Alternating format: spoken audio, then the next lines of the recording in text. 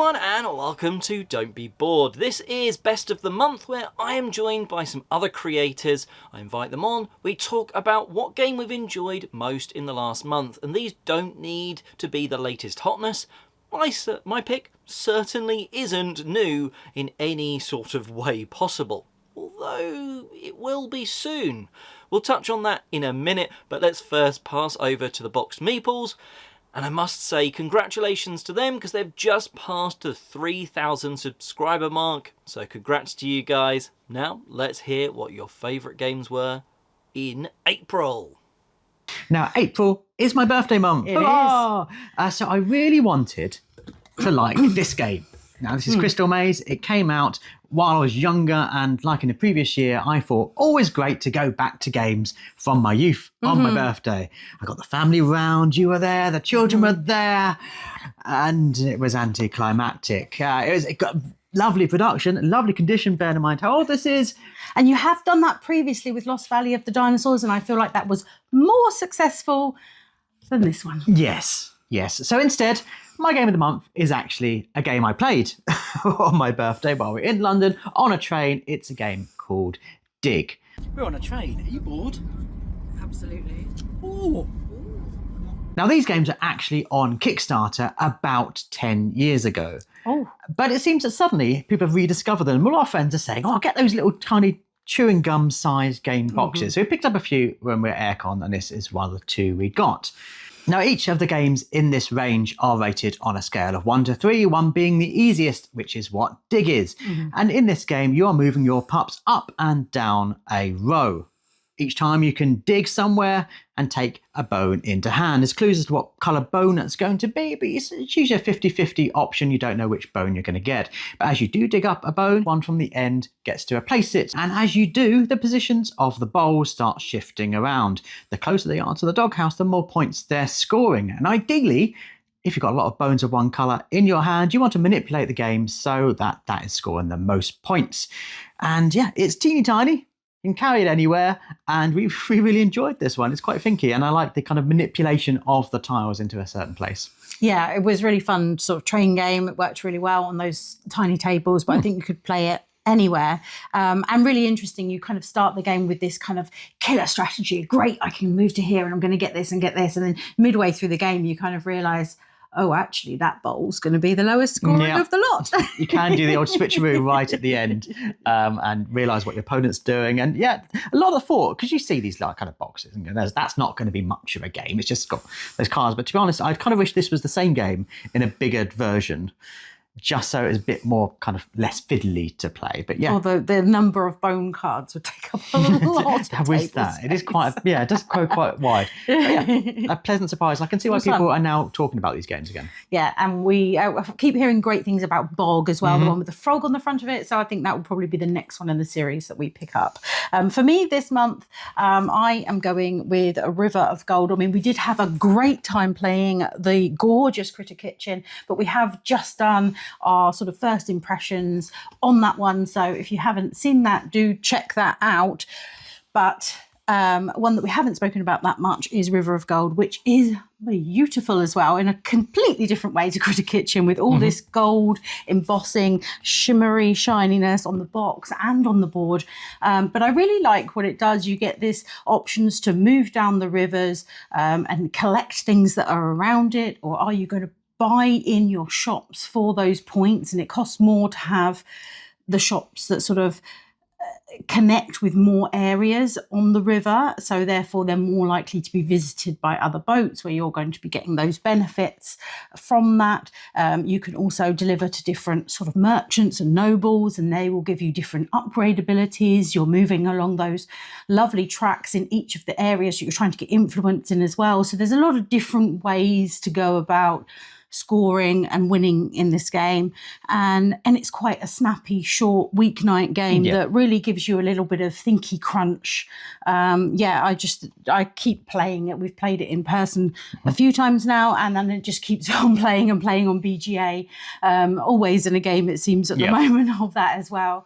I love that idea of really trying to work out when the next influence is coming. It's interesting that you roll the dice at the end of your turn and it tells you what that number action is going to be. So you can use that in terms of are you buying somewhere in that area? Are you moving your ship that many spaces? Are you going to be able to activate one of those cards that activate with that number? So you've got all of your opponent's turn to be thinking about what you can best do with that specific number that you've rolled, or that area of influence that you've rolled. And of course, you can manipulate those as well, and with some of the sort of sun favors, and sort of try and really maximize what you can do and how you can score. And this is part of the, is it Legend of the Five Rings series? We know nothing about that series, but that doesn't prevent you kind of enjoying this. This really does stand alone as its kind of own thing. And I love the art and the theming within it, for the characters and the, this lovely boat imagery is gorgeous, but all the characters and stuff line up with other things that I've seen from that series, but we haven't played any of them at all. And no impact whatsoever, I think. Great kind of gem game. Really gem. Weeknight game. It's time to admit something, that I was one of those River of Gold plays that Libby was talking about on Board Game Arena, and I lost, I'm going to say slightly, but let's be honest, it was actually really badly.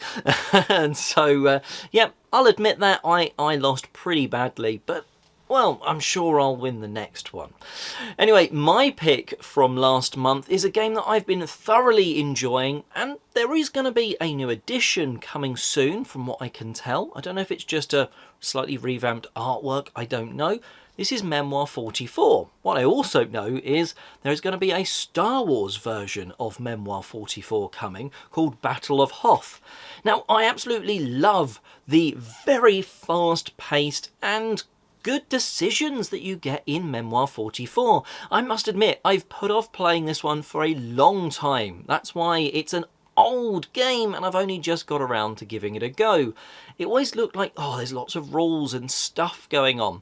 But actually, when you just play just the sort of first sort of missions, well, it eases you in a little bit. And actually, you've got references and stuff like that are going to help you there with the different terrain. Like, you enter these trees, you've got to stop your movement, and well, you're not going to be able to battle.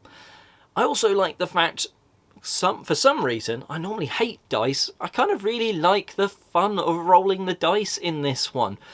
You're next to someone and with your infantry, and that means you're going to be rolling 3 dice rather than if you're a bit further away you're only rolling 1. So you're hoping to roll the right thing. Maybe you're aiming at some tanks, you're hoping for those tank symbols and they don't come up, but you've made them retreat, and that might still be enough to sort of scupper a little bit of their plan. Maybe they're trying to get through you and secure a village or something like that.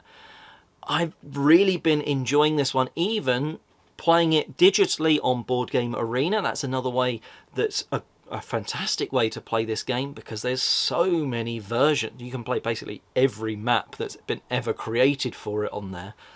And it's just a lot of fun. Like I say, I've been putting this one off, thinking it was maybe a bigger experience than it is. But in 20 minutes, you can have played. And what's cool is some of the battles are a bit one-sided. That would normally be a huge problem. But in Memoir 44, basically as a standard, you play it in one direction, the battle, Axis versus Allies, and then once you've finished, you flip it around and play that same scenario in reverse. So if you've just been absolutely destroyed, well, you might have the chance to absolutely destroy in the sort of return leg. And I think that's really cool. It's a way that something can be unbalanced. You can be fighting against the odds, but it doesn't matter, because then your opponent's going to be doing that, and then it's sort of whoever did them best. And I just like that. I think it's a really cool way of designing and using sort of something that could be unbalanced and making it part of the fun. But anyway, that is my pick, Memoir 44. Let me know in the comments section below what you would have picked. What is your pick? What did you enjoy most that was a new to you game in the last month? Or maybe it was just an old game that's been catching dust on the shelf that you've finally enjoyed, or got off the shelf after a long period of time. While you're going down there to comment, check the description box downstairs because there will be a link to the Boxed Meeples channel, so you can go and subscribe there, subscribe here, all that sort of YouTube jazz. And until next month, have a brilliant month gaming.